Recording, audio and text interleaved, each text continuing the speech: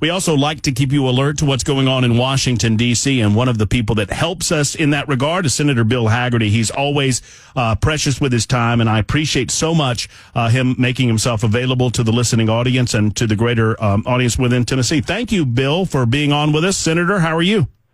I'm happy to be with you today, and I also just want to say a big shout-out to all of the folks that work for our electric utilities across the state.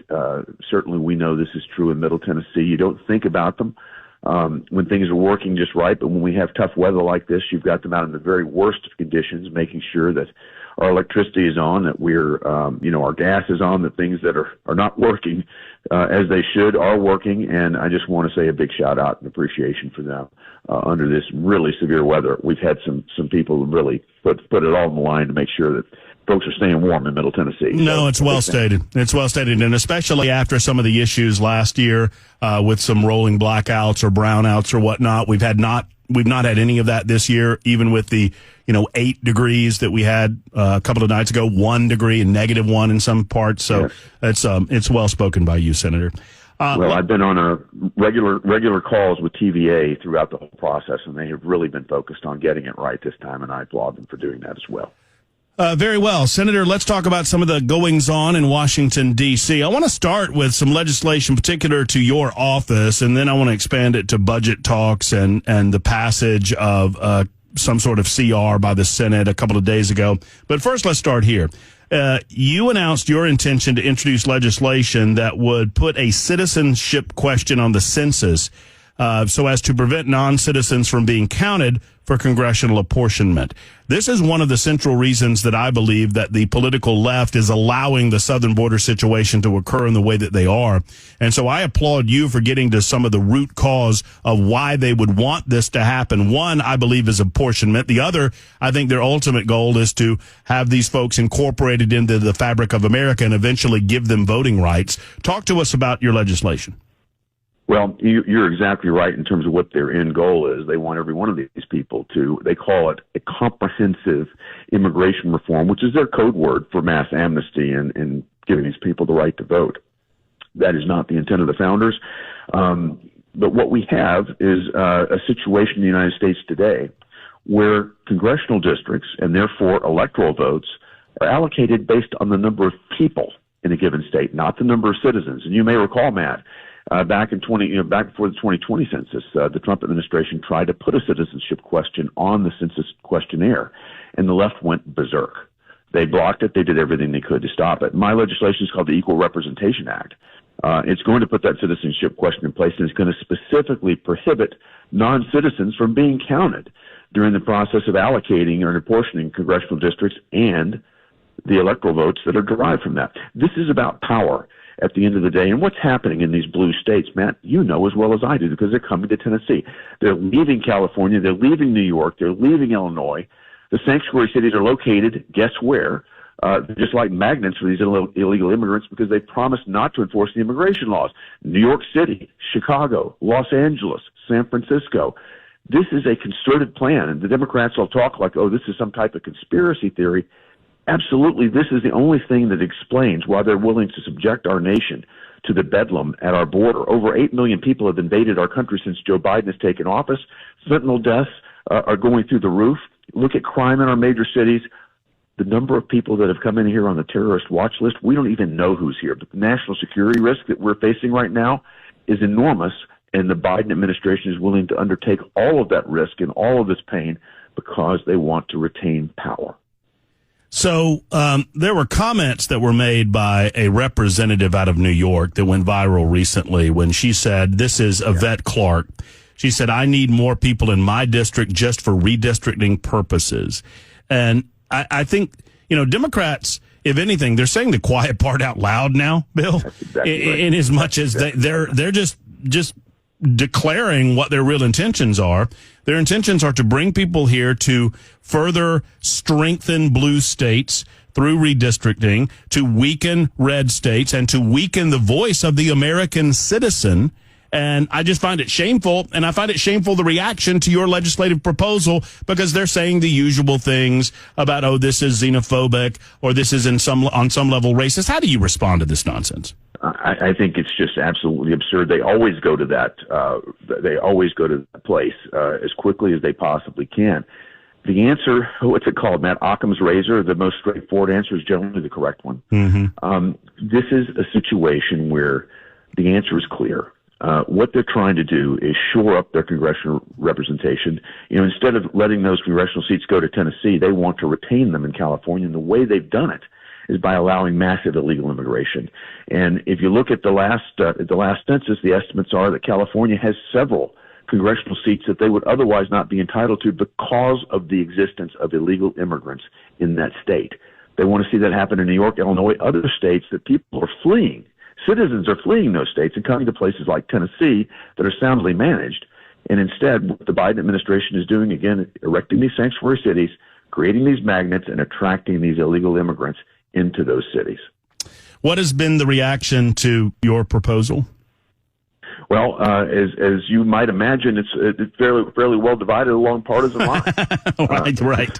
The Democrats act like this is not a problem, even though, as you said, Representative Clark from Brooklyn said the quiet part out loud. She needs it for redistricting. All of them do in these states like New York, Illinois, California. They know what's going on. They know that's the game. And, it's my job to highlight it, to bring it to the fore, to put this legislation on the floor and really press them to deny it. We'll see how it goes, but I think, as you know, the Democrats are going to use every tool that's available to them to press to try to change the rules in their favor. I mean, considering that the Democrats still control the gavel on the Senate side of things, I mean, you're a smart guy, Bill. You don't anticipate that this will actually get to the floor during this session of the Senate, but you do it to serve to highlight the issue moving forward to 2024, and hopefully we can re-up and double down on the issue when we do have a Republican majority in the Senate, correct? Absolutely, Matt. And I think as the American public finds this out, whether you're Democrat, Independent, or Republican, it's not right to allocate congressional seats based on illegal immigrants. It's not right to allocate electoral votes along those lines. It's only a rank partisan maneuver that they're undertaking that's causing this. And it's time to stand up, call it out, and bring it to an end as soon as we can.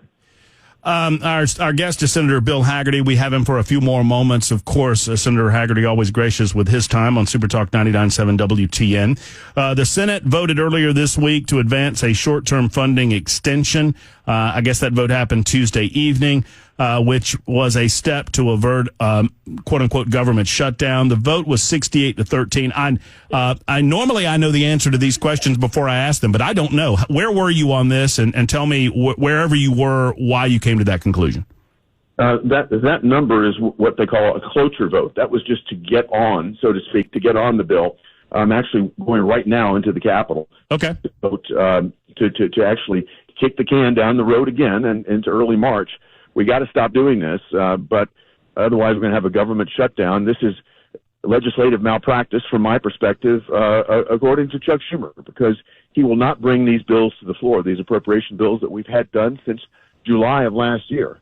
He wants to manufacture crises like this and create the environment so he can put together what they call an omnibus bill. You know what that is, Matt? But that's a massive 4,000-page document that we won't have had the time to read, and I'm not going to support that type of effort. Hopefully this will give us enough time to get our appropriations committees to vet these bills, to stop moving things forward with the unintended consequences that you could expect. We'll see if we get there this time, and if not, I think we're going to have a real battle on our hands up here. Well, Senator, I am often accused, and I don't want to do this, but I'm often accused of yelling at the good guys because the bad guys won't call me on the phone. I can't get Chuck Schumer on the phone to yell at him, so I got to yell at you a little bit. I mean, weren't we told in December that we were kicking the can down the road so we didn't have to kick the can down the road again? That is the case, and Schumer has just again refused to cooperate at any level. We've had just massive dysfunction up here. And again, this is the crises that he wants to create. We're going to continue to press. Even the people on his own team are now engaged, trying to press him to come to bring these appropriations bills to the floor, to let us operate under what they call, normal process, regular process, and let the committees do their work. We have whole staffs that are here designed to vet these bills That's the only way we're going to begin to start cutting back and curbing this massive overspending that's taken place. And as you know, the Democrats, on a wholly partisan basis, without a single Republican vote, passed trillions of dollars in the last Congress of inflationary spending that we didn't need. And we don't have any ability to go in and trim that back if we don't go through regular order up here. Well, I mean, the national debt is something that I talk about frequently, and sadly, it is met with a lot of silence. I think people have become almost immune or numb to the billions and billions and billions of dollars that we overspend on a daily basis. I know that you're not numb to that, Senator Hagerty. You recognize that at some point this will become financially insolvent. And it to me is the greatest, outside of the southern border crisis, the immediate crisis on the southern border. I believe our national debt is our greatest existential threat. You're right. You're absolutely right. And it's these sorts of processes and these sorts of crises that are being created by the Democrats that are getting in the way of us being able to address it. So we've got to bring it to an end. Again, I'm with you. The border crisis is something that is existential to America. The national security threats are just outrageous. But at the same time, we've got to deal with this debt. We've got to deal with it. And I know you got a boogie, but in the last minute or so that we do have, I would want to reflect on the results in Iowa. It's pretty obvious to most of us observing the political proceedings that we have our guy in Donald Trump. I understand that votes need to be cast in New Hampshire. I don't want to put anything ahead of that, or South Carolina, but what were your takeaways from the results in the caucus in Iowa? I think it was decisive for President Trump. That's the widest margin of victory we've seen. I think people are ready for a change, ready to get back to the economy that we had under President Trump, and they've had enough with Joe Biden, so we're ready to move on, and I think we will. Thank you so much for your time, Senator. I know you've got to get to the vote. Take care, and we'll talk again very soon. Thank you, Matt. All right, take care. There's Bill Hagerty walking to the vote as we were speaking to him. I may have misspoke there when I noted that the Senate voted to advance. They did not do the final vote, and Bill kindly corrected me there, and I just want to make sure I correct myself. I misspoke it. They voted to advance a short-term funding extension Tuesday night. The vote was 63-13. Obviously, Hagerty's going to be in favor of it, kicking the can down the road. Now, we could. I don't agree with that. I'm not going to make enemies out of friends over this disagreement. At some point, you just have to stop playing ball with these people. At some point, we have to stop playing ball with these people. And I hear it over and over again. And I'm not knocking Senator Bill Hagerty. I appreciate his appearance on the show, and I appreciate what he means for the state of Tennessee and for the greater country at large. But, you know, kicking this to March is not solving anything. And we were told in December, and I get it, well, we don't have control of the Senate. The Democrats have control of the Senate. But I've been doing this long enough that I remember times when they did have control of the Senate, and they didn't do anything about spending then either. And if there's one knock on President Trump's administration is the overspending. I'm not talking COVID spending. I'm talking pre-COVID overspending to the tune of trillions of dollars.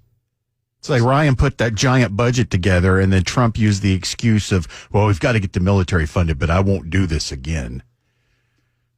And I hear that over and over and over again. Not just from Hagerty. Once again, I'm not knocking present company, but all of my adult life, as I have been involved in politics, Republicans tell me, man, we got to get this spending under control. And then when they take control of the body, they just want to spend on their things.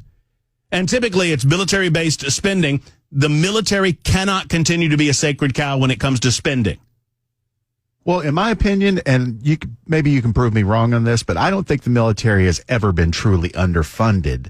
No. They just they don't have a funding issue. They have a priorities issue. They want all the toys, and they want them all now.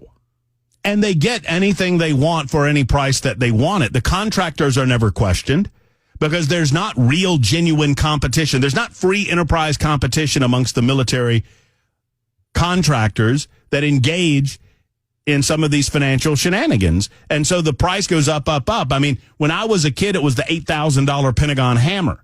That hasn't stopped, folks. And there was like a $1,800 toilet seat. Yeah, or something. Yeah, that's right. I mean, and those are real things, and they have not stopped. So we're not knocking military spending. Certainly not. We need a strong and robust military. We need to work smarter, but we also need to infuse a level of competition within the contracting of some of these items that the military claims to need so as to lower the cost of the military budget. The military budget is a huge expense in the United States of America, and I see Republicans all the time. They claim, we're going to get the budgets under control, the budget's under control, and then when they bring up Social Security, they freak out because old people freak out, despite the fact that we've got to do something about that too. You bring up Medicare, Medicaid, which is another huge expense, and everybody. So no one wants to touch the things that are creating the dynamic by which we overspend to the tune of $1 trillion a year. And in the meantime, we just whistle past the graveyard. Let's not forget the military, the Pentagon cannot pass an audit to the tune of trillions. No. Yeah, I mean, they cannot account for this wasted money. And I don't mind turning these sacred cows into hamburger meat because they need to be turned into hamburger meat.